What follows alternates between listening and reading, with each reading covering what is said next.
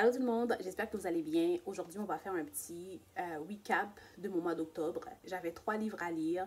Je n'ai pas pu lire 3 livres pour le mois d'octobre parce que je suis tombée malade. J'ai lu un livre et demi, mais on va passer à travers tout ça. Donc, restez là. On commence le clip en feu. Déjà, félicitations à Yannick Lyons qui a gagné le Grand Prix de l'Académie française pour son roman Passagère de nuit. Si vous ne connaissez pas Yannick Lyons, j'ai déjà parlé d'elle car un de mes romans préférés, c'est La maison de mon père.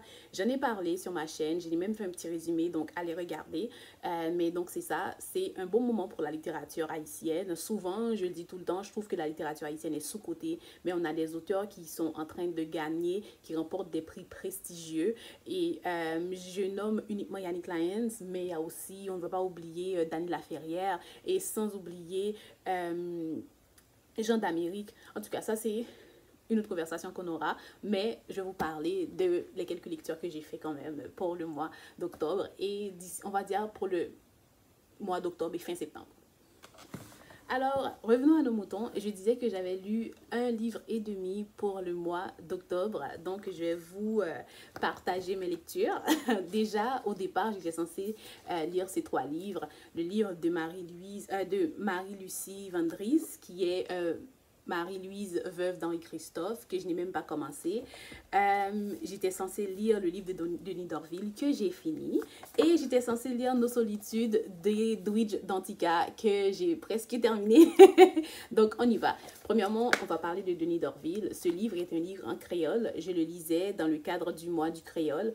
Et c'est un recueil de poèmes. J'ai adoré lire ce livre, quoique c'était pas facile pour moi, parce que je dis toujours que le créole, plus...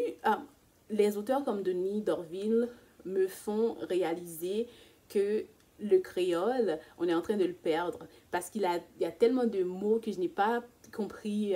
J'ai dû relire. Et je suis retombée en amour avec la langue créole. Et Denis, c'est le genre d'auteur qui vous fait retomber en amour avec la langue créole. Ce recueil de poèmes, Tant la ligne clé, est publié chez les éditions Iras. Donc, si vous avez la chance, allez...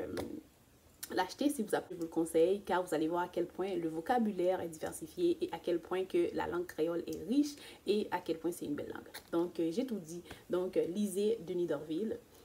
Vous n'allez pas le regretter. Nos solitudes, c'est un essai d'Edwidge Danticat. Donc, je ne ferai pas de résumé parce que je n'ai pas fini la lecture. Mais jusqu'à présent, j'aime beaucoup ce que je vois, ce que je suis en train de lire. J'aime beaucoup Edwidge Danticat. C'est une auteure haïtienne. Donc, elle aborde des sujets quand même très importants dans cet essai-là. J'ai vraiment hâte de partager avec vous. J'ai aussi lu un livre pour enfants. Ça, si vous me suivez sur Instagram, vous l'avez sûrement vu passer. C'est le livre À Paris sous l'occupation de Yael Hassan et de Ginette Hoffman. C'est un livre qui va parler de l'occupation française. En fait, quand l'Allemagne occupait la France, on est Deuxième Guerre mondiale, 1941, si ma mémoire est bonne. Et ça raconte l'histoire de 2 enfants. L'Allemagne, en fait, une des lois qu'ils avaient instaurées, c'est que les Juifs devaient porter une étoile pour les identifier. Et avec tout ce qui se passe présentement dans le monde, donc ça n'a pas été une lecture facile. J'ai aimé le livre, mais ça a quand même été une lecture difficile parce que j'ai l'impression que l'histoire se reproduit. Donc c'est ça, l'Allemagne demandait aux Juifs d'origine française de porter une étoile pour être capable de s'identifier, et à tout moment ils débarquaient, ils les kidnappaient pour les amener dans les camps. Donc c'était quand même une lecture assez dure, surtout par les temps qui courent, mais c'est un bon livre à avoir. Et je précise, hein, c'est un livre pour enfants, c'est même pas un livre pour adultes. Donc, et le dernier livre que j'ai lu, c'est le livre de Nadia, qui est de Anti-Racist Kitchen. D'ailleurs, j'ai fait un petit résumé en anglais. Allez regarder, écoutez. J'ai décidé de recommencer à parler en anglais sur ma chaîne. Allez regarder, c'est The Anti-Racist Kitchen et c'est Nadia Hillhon. Et le livre des 21 auteurs qui partagent leurs histoires, car ce sont toutes des personnes racisées qui partagent leurs histoires, qui vont aborder des thèmes comme le racisme, la discrimination, et en même temps, ils vont partager quelques recettes. Je trouve que ce livre est tellement ingénieux, c'est révolutionnaire pour moi, car je trouve que l'auteur a pu utiliser la nourriture pour comme euphémiste pour parler de racisme et ça, je trouve ça fascinant en fait. Donc, c'est un très bon livre à avoir si vous avez des enfants. C'est pas mal tout pour moi. Dites-moi si vous avez aimé ce clip.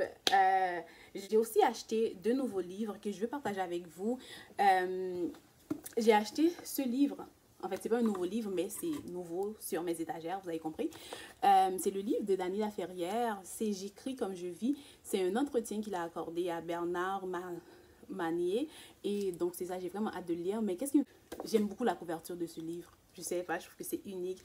Mais c'est quand même un petit peu déjà vu. Je suis sûre que j'ai déjà vu quelque part, mais j'adore. Et un autre livre que j'ai très hâte de lire, ça va être un livre que je lirai avant de dormir. C'est un livre historique, hein, je vous l'ai dit, j'adore les romans historiques québécois. C'est un livre de Sylvie Gobeil, Marie-Paul, Rêve sur mesure. En fait, Marie-Paul était une couturière montréalaise et à ce qui paraît, elle a innové la mode montréalaise. Donc, j'ai vraiment hâte. Donc, c'est un roman historique. Très hâte de le lire. Donc, c'est pas mal tout. Je vous dis bye. Je vais essayer de faire d'autres types de vidéos sur ma chaîne. Ça fait longtemps que je le dis, mais je n'ai jamais osé. Moi, je parle un petit peu de mode. Je veux parler un petit peu aussi de mes mercredis posés. Je vais essayer de les ramener. Quand je prends une pause lecture, je parle d'autres choses. Donc, je vais aborder d'autres sujets. Donc, soyez prêts. Donc, c'est ça. Alors, je vous dis bye. À la prochaine.